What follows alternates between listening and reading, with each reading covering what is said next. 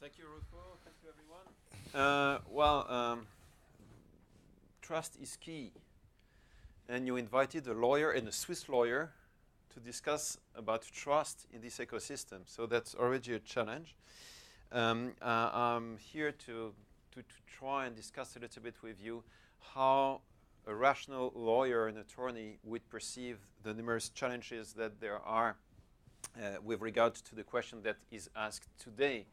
Can we be safe and free in the cyberspace? And of course, there are many other challenges than legal challenges, technical challenges, financial challenges, societal challenges. Focusing on the legal part, the main challenge is, of course, to make sure that what our founding texts include, i.e. the right to privacy, is fully respected in the online world.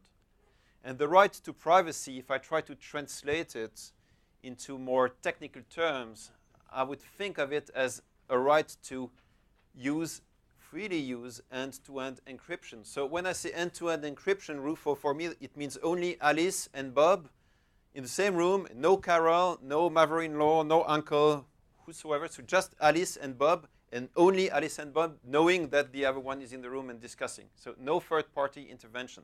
That's my definition of end-to-end encryption for the purposes of this presentation. So no key shared by and with a third party, except, of course, the recipient.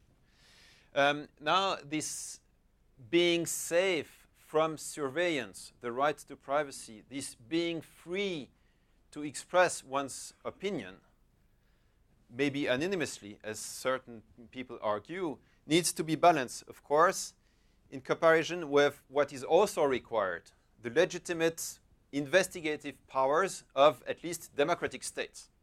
And the question is how to really balance that, and you will see that the laws currently do not operate that balance.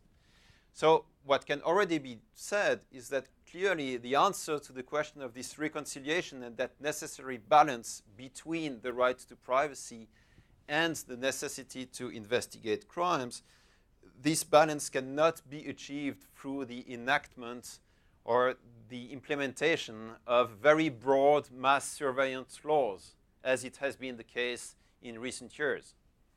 The first attempt by the legislators to try and address this balance was either to do nothing, it's better not to have a law and do it behind the doors, or for the most honest governments, enact a law, but that basically if you read the law, it does not bring you any answer or uncertainty. It brings more uncertainties because you have no clue as to how the law will be implemented, how it will be enforced, no oversight, no transparency, no accountability. If I leave the mass surveillance laws aside and I try to focus more about what could the police do in targeted surveillance or in connection with a very specific individual investigation, then you have more detailed legal provisions around European states. But if you look very carefully at these provisions, there are not so many that provide you the right criteria. And most of them fail the test of providing specific offenses, specific process, and especially proper oversight. There are other legal issues that, of course, would be worth discussing, one of which is the jurisdictional reach of court orders and how countries could, through their law, basically influence what is going on across the border and how expand surveillance to other countries. But I suppose this will not be something that we will discuss, at least now, maybe in the panel. So the good news. The good news is that it seems that, on the paper at least, officially, we're at a point in time now where there is a broad consensus, maybe the broadest consensus ever, to recognize and acknowledge a basic, universal human right to encrypt. When I say right to encrypt, for me it's the right to privacy, the right to encrypt private communication, not have this communication accessed whatsoever by whoever else than Alice or Bob, okay? We are at this point in time where we are back at the table discussing about the right to privacy, the right to intercept, but with a broad consensus that now in 2015, the right to privacy, the right to encrypt should prevail. And as a proof of this momentum that I feel, I would mention a UN report of May of this year. I would mention a European report of June of this year. I would even be tempted to quote written submission by the United States to the Special Rapporteur at the UN, basically putting in writing the official position of the United States regarding encryption. And if you read that, you have the US firmly supporting robust adoption of strong encryption. Strong encryption is not defined, though, but nevertheless, you have that in writing. What is, I think, more interesting is that behind what is the official stance, you had last week, maybe some of you saw that, a leaked internal memo leaked by the Washington Post of a July meeting or a July position paper by the National Security Council that basically said that there is no way that whatever the policy options are for the US, they could come forward and propose new legislation that would further restrict the right to encrypt. So it means that the worst case scenario from a legal perspective is the status quo. And for me, it is still good news. It could be worse. You could have official positions leaked to the press that basically try and get more aggressive hands by the governments on individual freedoms. The worst case seems to be right now status quo. And for me, this is good news. It could have been worse. So this basic universal right to encrypt is something that is broadly acknowledged, and we should try and seize the momentum.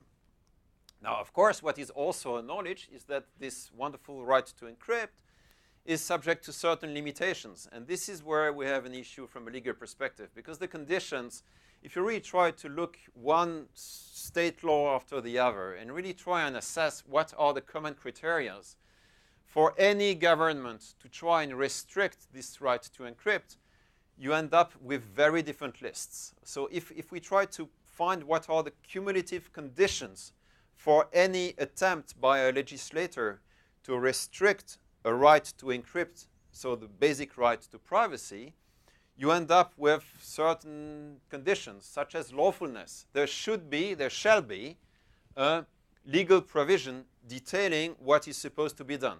You can't just have your interception of your access out of the blue or based on a constitutional power. You need a very specific and detailed legal provision detailing how access will be mandated under which conditions.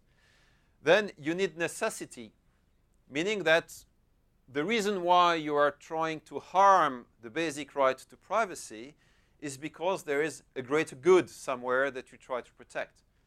But the way it is phrased, it is worded in different laws, basically it's the general interest of the society or the economic well-being of the UK. I'm very interested in the economic well-being of the UK, and I don't wish them that they can't achieve that goal. But of course, this is the provision that is in the current UK implementation provisions. The economic well-being of the UK is a reason why you would be able, for example, to intercept private communications. Third criteria, proportionality. And this is where most of the provisions fail. Proportionality means basically that if what you try to achieve would lead to decryption of much more than is needed, because the pair of keys is not limited to the actual communication you are entitled to put surveillance on, but by getting the decryption key, you have access to all the history of the communications between these two people, because there is no forward secrecy algorithm in place. Then it is not proportionate, because there is a huge potential for abuse by the government. By applying this measure, they are getting much more information that is proportionate to what is sought in the current investigation. And fourth, and I think this criteria will become more and more interesting, adequacy. Adequacy meaning that there is no use trying to find and put a notice or a subpoena or a warrant against the provider if the provider does not have any valuable information to share.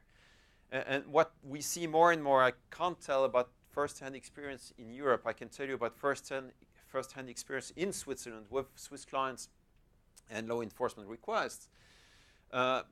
Many requests from prosecution offices come on the desk of my clients, and with just an explanation from my clients as to how technically what they seek will not be effective because they are targeting the wrong person, because the client, the provider, does not have the keys, will also help, raise awareness on the prosecution side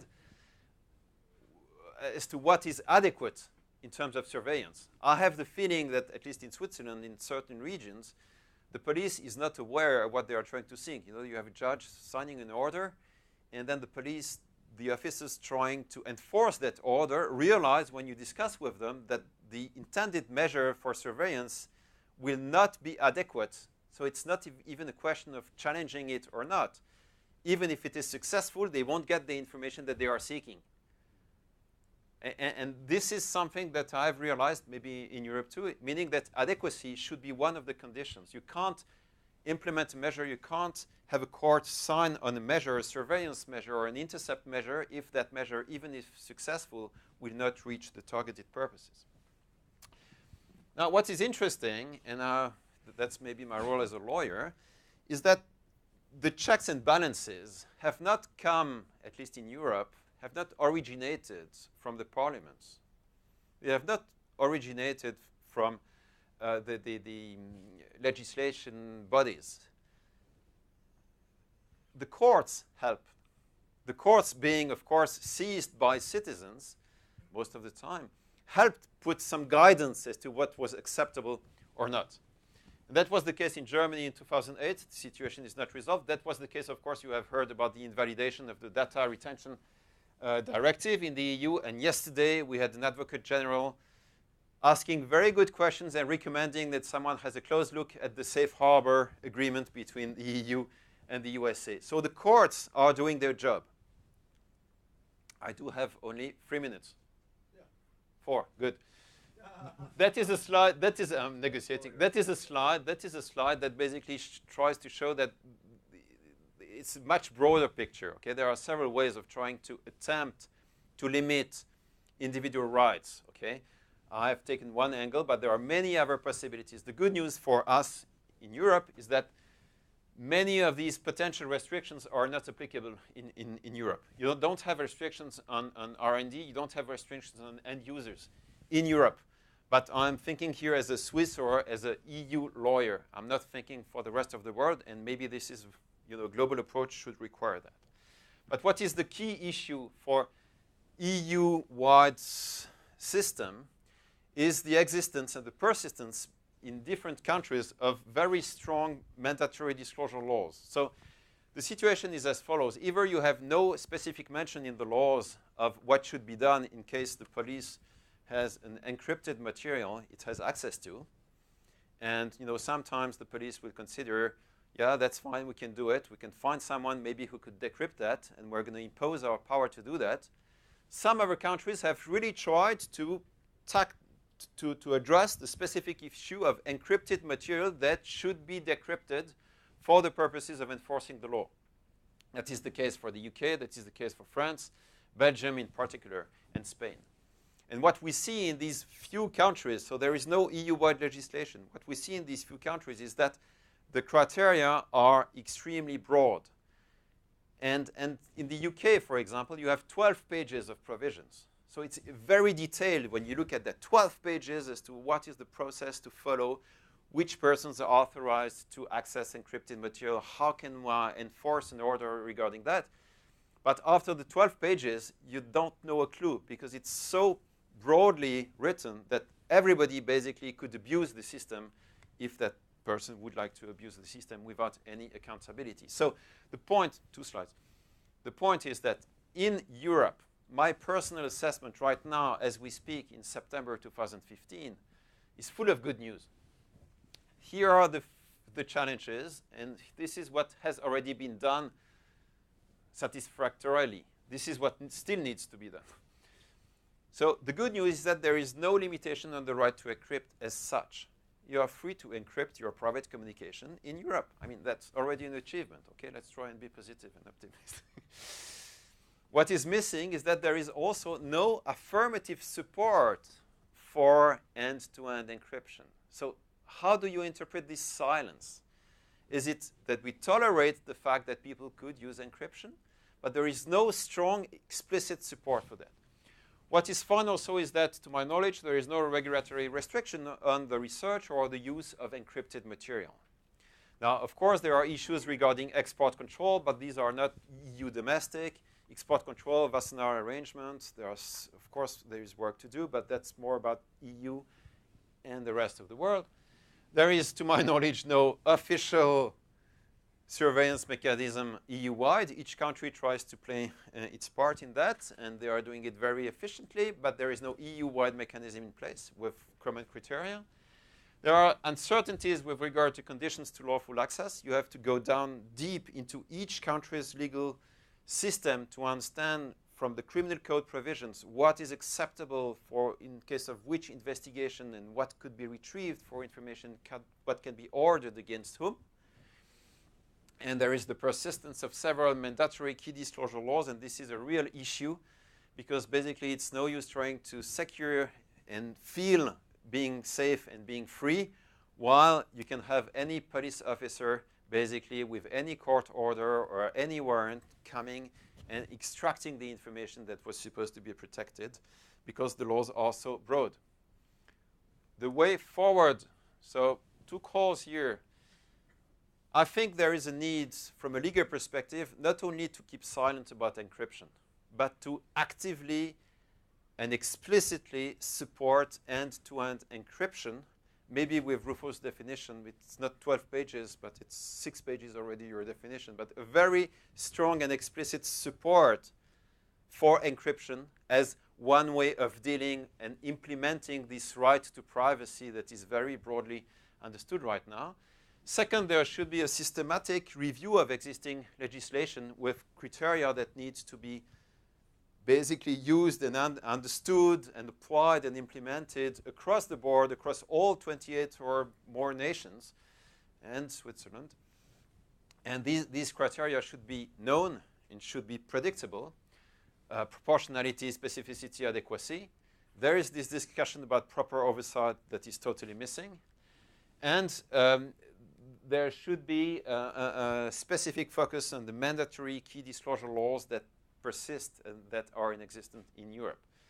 Regarding companies, proactively disclose vulnerabilities, I think this is extremely important, but we would need the legislation, and I'm a promoter of open source, so I like codes to show better quality. What is missing here is basically 2 more calls. Calls on citizens to seize the courts. We see that there is a push, there is pressure on the providers, there is pressure on the system when citizens seize the courts. The courts respond to requests by citizens. And I would say that for once, the European courts seem to be much more engaged in the debate rather than the US courts. And finally, a call on every and each of you to be responsible, because the best way to protect your privacy is not to publish anything and not to exchange anything. Be it with Alice or be it with Bob. And we have, on an individual basis, also our role to play to enhance the ecosystem. Stop sharing everything. Thank you, Rufo. Thanks.